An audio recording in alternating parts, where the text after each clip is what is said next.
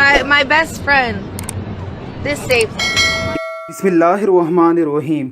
Europe और America में रहने वाले कुछ इंतहा पसंद रेसिज्म का शिकार लोग जब कुरान करीम की तौहीन करते हैं, रसूलुल्लाह सल्लल्लाहु अलैहि वसल्लम की गुस्ताही करते हैं, अरब से ज़ायद मुसलमानों के दिल जल कर रह जाते हैं। हालिया दिनों में स्वीडन और नॉर्वे में कुरान करीम को जलाकर मुसलमानों को तकलीफ़ देने की भरपूर कोशिश की गई। इस्लामी ममालिक में इस हवाले से भरपूर एहतजाज किया गया। यहीं पर यूरोप के रहने वाले मुसलमान भी सड़कों पर निकल आए और भरपूर एहतजाज करते रहे। ये एक यूरोपियन खातून है। ये कह रही है कि इस किताब की तौहीन आखिर क्यों की जा रही है। ये किताब तो मेरी बेहतरीन दोस्त है, मेरी बेहतरीन मुहाफ़िज़ है। इस किताब ने तो ज़िंदगियाँ बदल कर रख दी हैं। इस किताब से बेहतर दोस्त तो कोई मिल ही नहीं सकता।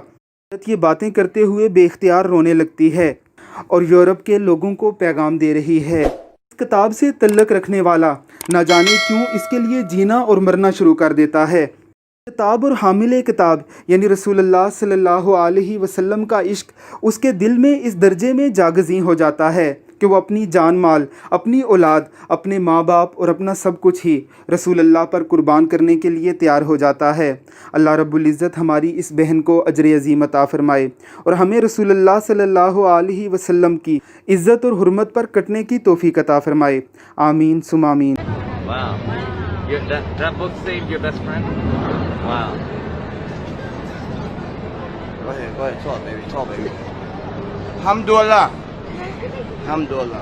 He took a shot and that's all he thinks. I did my Ramadan. You met him? Yeah, I did. And this saved him.